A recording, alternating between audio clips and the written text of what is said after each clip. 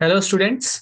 तो इस वीडियो में हम बात करने वाले हैं मॉडल सेट पेपर की, जो कि क्लास 12th का है, केमिस्ट्री का पार्ट है। और 2023 का ही ये पेपर है। तो आइए देखते हैं क्वेश्चंस क्या क्या पूछे गए हैं, और हमारी कोशिश यही रहेगी कि आपको सबसे सरल शब्दों में इसका सलूशन दिया जाए। ओके, सो देखिए, सबसे पहला क्वेश्चन जो है आपका वो क्या है। वो ये कह रहा है कि the number of atoms in a body centred unit cell of a monoatomic elementary substance is equal to, है ना, जिसको आप हिंदी में क्या कहेंगे कि केंद्रीय घनीय एकक कोष्ठिका। ये तो ज्यादा टफ हो गया। बीसीसी यूनिट सेल बोलते हैं।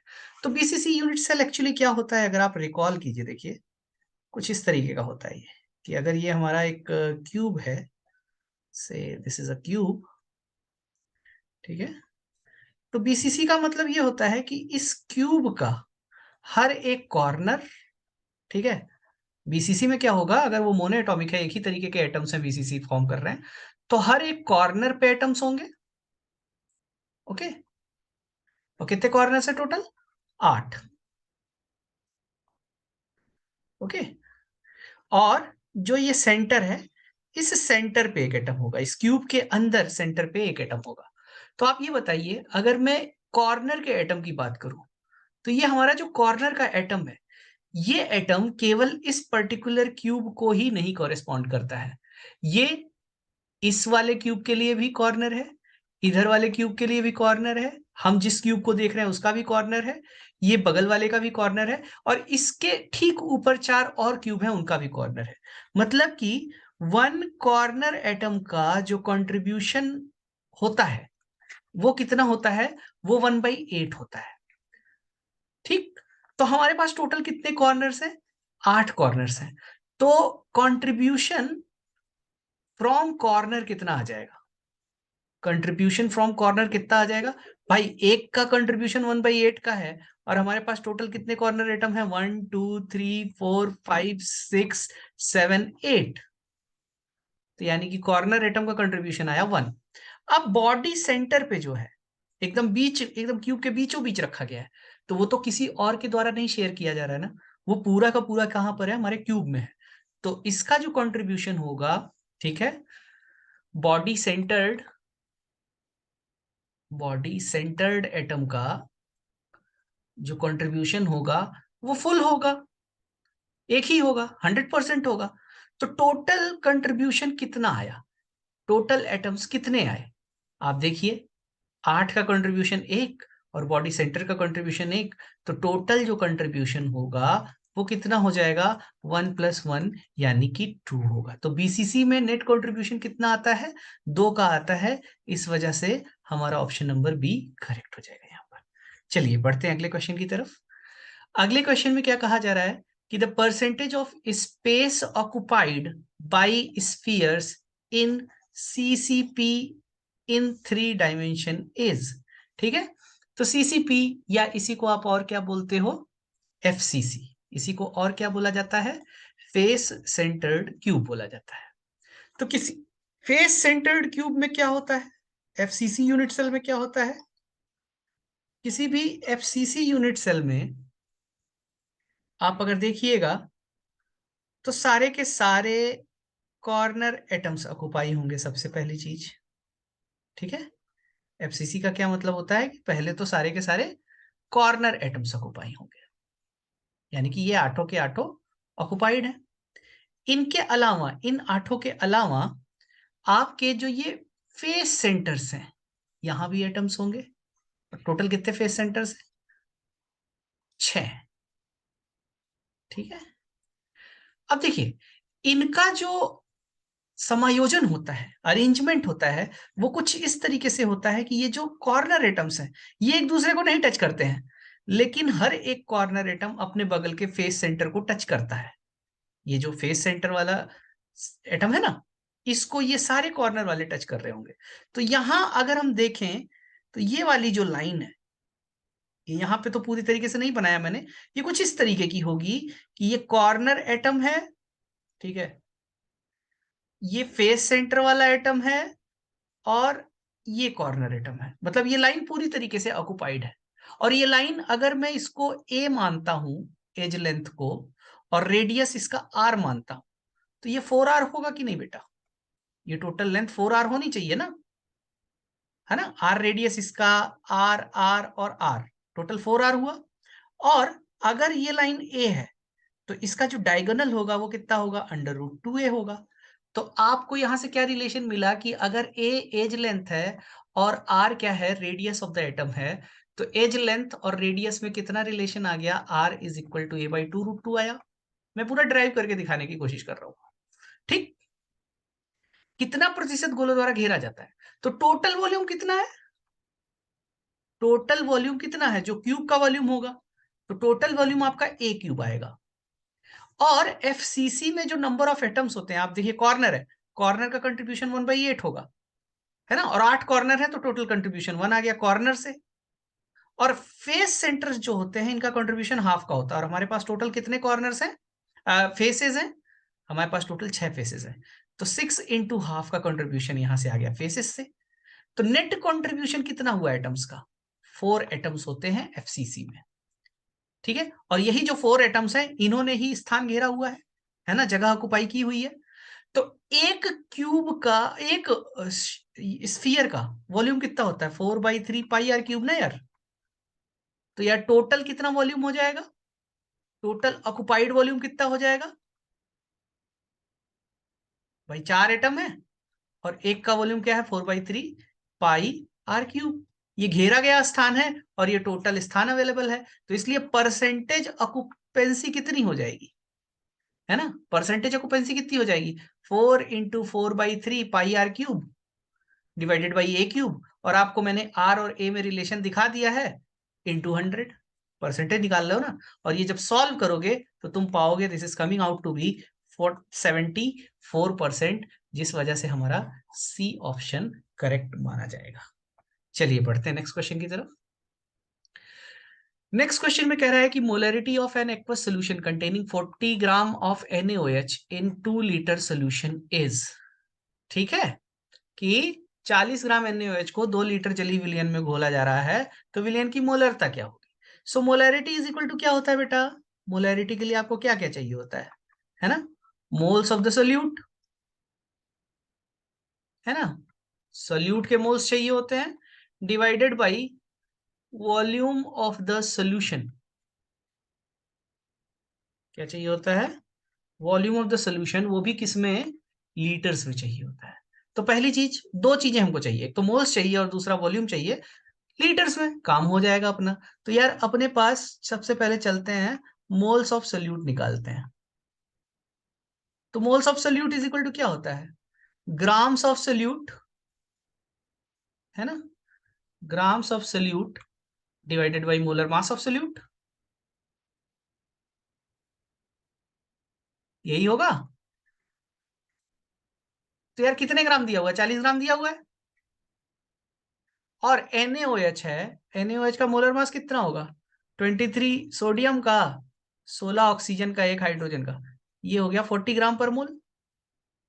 ये मोलर मास होता है NaOH का। तो यानी कि मोल्स कितने आ जाएंगे? 40/40, यानी कि 1 मोल है अपने पास। ठीक है, और वॉल्यूम कितना दिया हुआ है? वॉल्यूम में कुछ नहीं करना आपको, वॉल्यूम गिवन है 2 लीटर। तो बस इन सारी वैल्यूज को इस इक्वेशन नंबर 1 में रख दीजिए, आपका आंसर आ जाएगा कितना? Molarity is equal to number of moles, यानी कि 1 डिवाइडेड बाई 2, यानी कि 0.5 मोल्स पर लीटर मोलैरिटी होगी। ऑप्शन नंबर ए करेक्ट हो गया। चलिए बढ़ते हैं नेक्स्ट क्वेश्चन की तरफ। नेक्स्ट क्वेश्चन में क्या कहा जा रहा है कि EMF of a cell with nickel and copper electrodes will be given that. Nickel का आपको क्या दिया है? रिडक्शन पोटेंशियल दिया हुआ है, और कॉपर का आपको रिडक्शन पोटेंशियल दिया हुआ है। तो कह रहा है कि निकल तथा कॉपर इलेक्ट्रोड वाले सेल का EMF निकालें। ठीक है, वही चीजें दिया गया है, मतलब क्वेश्चन हिंदी अंग्रेजी पूछा जा रहा है। तो यार ये बताओ, कैथोड और एनोड हमको पता चल जाए तो काम हो जाएगा कि नहीं? क्योंकि सिंपल फॉर्मूला होता है E0 cell is equal to SRP, standard reduction potential of cathode minus standard reduction potential of anode. यही काम हमको करना है। तो यहां हमको पहले पहचानना होगा कि कैथोड का काम कौन करेगा और एनोड का काम करेगा। तो कैथोड क्या होता है? कैथोड इज समथिंग, या कैथोड इज द इलेक्ट्रोड जहां पर क्या होता है? रिडक्शन होता है। ठीक है, जहां पर क्या होता है? रिडक्शन होता है। और एनोड का क्या मतलब होता है? एनोड का मतलब होता है वो इलेक्ट्रोड जहां पर क्या होता है? ऑक्सीडेशन होता है। ठीक। तो यार, रिडक्शन किसका होगा? जिसका रिडक्शन पोटेंशियल ज्यादा पॉजिटिव हो। और ऑक्सीडेशन किसका होगा ज्यादा अच्छा? जिसका ऑक्सीडेशन पोटेंशियल पॉजिटिव हो, यानी कि रिडक्शन पोटेंशियल निगेटिव हो। तो इट मींस निकल एनोड का काम करेगा और कॉपर किसका काम करेगा? कैथोड का काम करेगा। तो बस आपको क्या कर देना है? वैल्यू रख देनी है। 0.34 माइनस माइनस 0.25, इतना वोल्ट आएगा। और ये हो जाएगा आपका प्लस 0.34 प्लस 0.25, यानी कि 549, है ना? और 3 2 5 प्लस 0.59 वोल्ट्स आएंगे। ठीक है, प्लस 0.59 वोल्ट, यानी कि ए ऑप्शन हमारा यहां पर क्या हो जाएगा? करेक्ट हो जाएगा। चलिए नेक्स्ट क्वेश्चन की तरफ चलते हैं। नेक्स्ट क्वेश्चन में कह रहा है कि catalyst used in Haber's process is. तो ये तो बहुत सीधा सीधा क्वेश्चन है।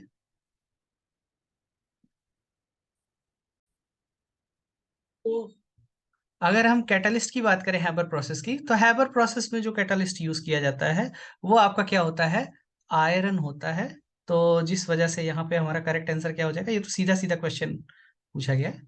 Iron will be the correct answer. Iron को कैटालिस्ट के तौर पे यूज किया जाता है। नेक्स्ट है क्या? Which of the following is ore of iron. तो यहाँ देखिए हमारे पास चार ऑप्शन दिए हुए हैं। हेमेटाइट दिया हुआ है, कैसिटेराइट दिया हुआ है, डोलोमाइट दिया हुआ है और बॉक्साइट दिया हुआ है। सो जो हेमेटाइट होता है, हेमाटाइट, ठीक है, हेमाटाइट का फॉर्मूला होता है Fe2O3, यानी कि ये आयरन का होगा। ठीक है। कैसिटेराइट जो होता है, कैसिटेराइट मेयरली आप कहिए तो SnO2 होता है, यानी कि ये टिन का है, तो ये अपना नहीं होगा।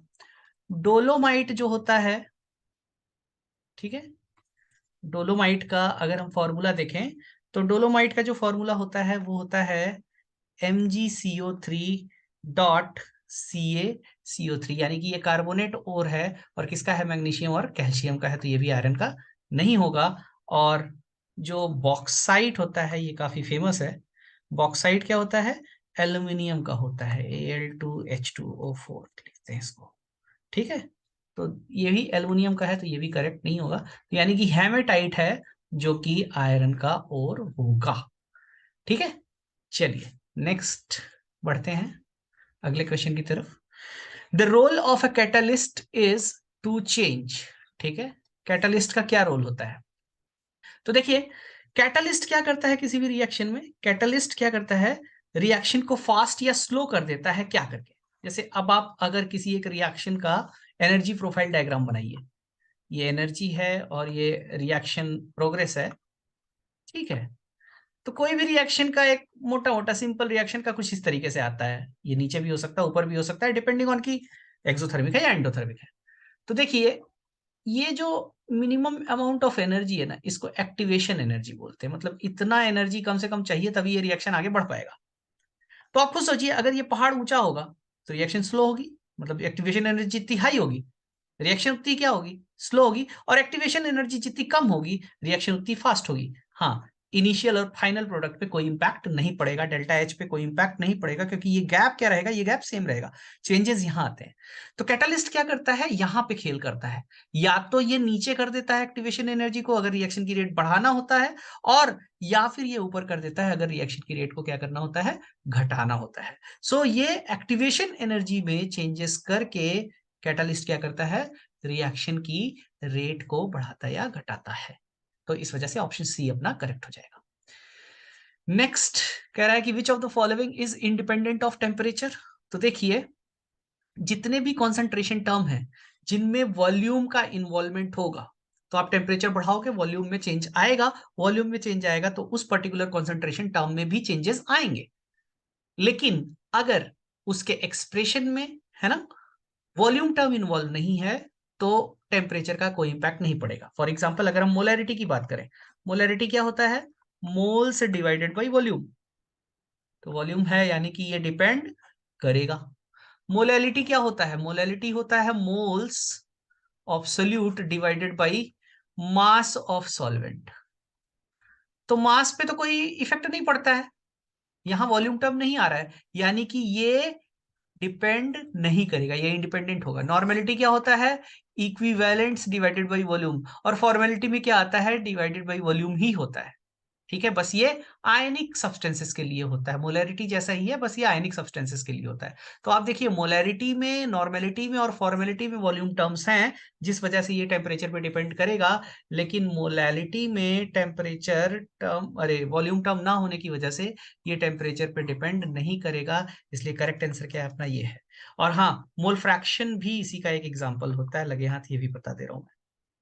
क्यों? क्योंकि मोल फ्रैक्शन में number of moles of solute divided by total number of moles होता है, वहां भी वॉल्यूम टर्म नहीं होता है, तो mole fraction also do not depend on temperature. चलिए नेक्स्ट क्वेश्चन की तरफ बढ़ते हैं। कह रहा है कि the molar conductivity of an electrolyte increases as.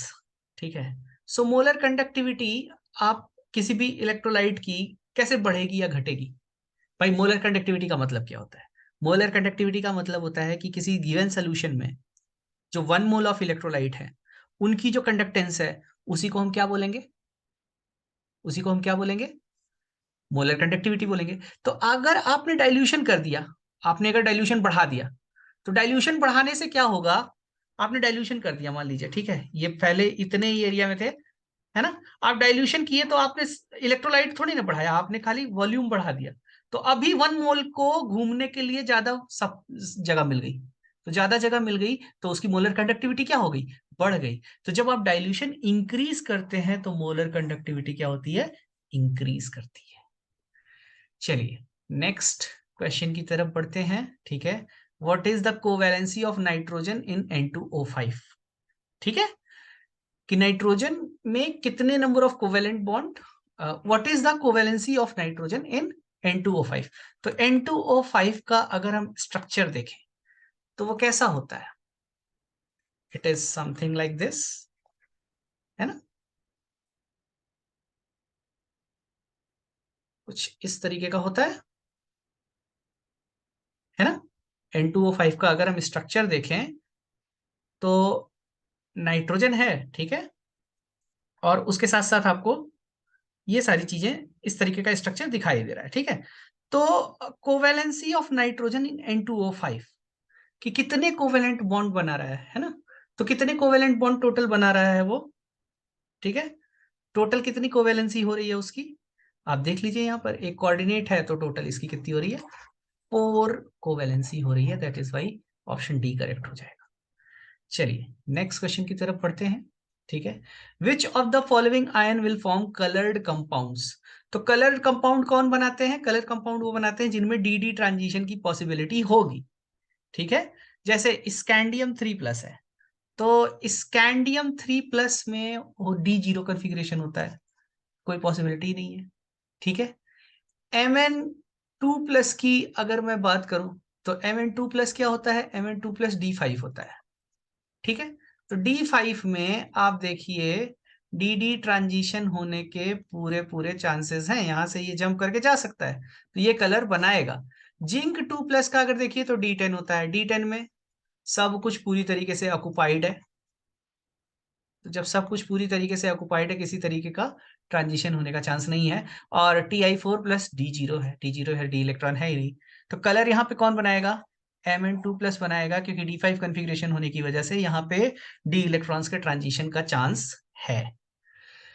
चलिए नेक्स्ट क्वेश्चन की तरफ बढ़ते हैं। कह रहा है कि the spin only magnetic moment of M2+ ion, जिसका एटॉमिक नंबर कितना दिया हुआ है? 27 दिया हुआ है। तो 27 किसका होता है यार? कोबाल्ट का होता है। ठीक है, और कोबाल्ट का कन्फिग्रेशन, इलेक्ट्रॉनिक कन्फिग्रेशन क्या होता है? आर्गन 3d7 4s2 होता है। ठीक है, ओके। तो अगर हम कोबाल्ट 2+ की बात करें, जैसा कि यहाँ M2+ बोल दिया है, तो कोबाल्ट 2+ करोगे तो 2 इलेक्ट्रॉन कहां से निकलेगा? यहां से निकल जाएगा, निकल जाएगा, तो ये क्या बचेगा? 3d7 बचेगा केवल। अब 3d7 अगर देखा जाए तो 3d7 किस तरीके से भरा होगा? 7 इलेक्ट्रॉन को हंड रूल के अकॉर्डिंग भरो, 1 2 3 4 5 6 7, ठीक है। तो नंबर ऑफ अनपेयर्ड इलेक्ट्रॉन्स कितने हो गए? नंबर ऑफ अनपेयर्ड इलेक्ट्रॉन्स कितने हो गए? 3 हुए। और spin only magnetic movement is equal to क्या होता है? Under root N into N plus two Bohr magnetron, ठीक है भाई। तो आप जब इसको रखोगे तो ये कितना हो जाएगा? 3 इंटू 3 + 2 बोर मैग्नेट्रॉन, यानी कि अंडर रूट 15 बोर मैग्नेट्रॉन। और अंडर रूट 15 का वैल्यू कितना आएगा? लगभग 3.87 बोर मैग्नेट्रॉन आता है, जिस वजह से ऑप्शन नंबर बी हमारा क्या हो जाएगा? करेक्ट हो जाएगा। चलिए नेक्स्ट क्वेश्चन की तरफ बढ़ते हैं। नेक्स्ट क्वेश्चन में कह रहा है कि identify the oxo acid in which phosphorus exist in +5 state.